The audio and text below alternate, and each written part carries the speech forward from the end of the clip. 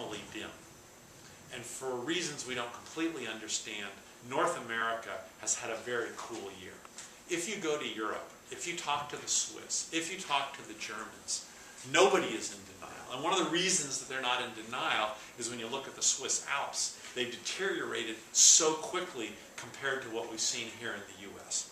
So the luck of the draw in North America is going to run out. Historically, the sun has not stayed dim in the way that it has recently, much longer.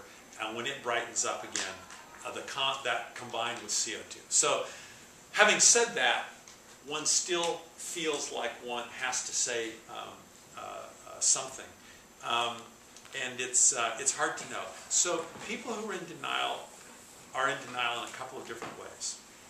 Sometimes people will say, I don't think climate change exists.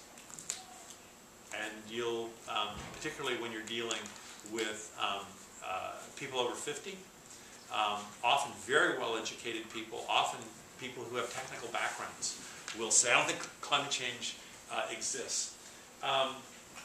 That's hard to know how to deal with. You're not going to have an argument with someone who's been an engineer for 40 years and believes that climate change is just made up. The best that you can probably do is send them John McCain's speech that he gave to the International Climate Symposium, which I quoted, and I'll post these slides up on the website next week, and you can pull them down as a reference, and you can Google it.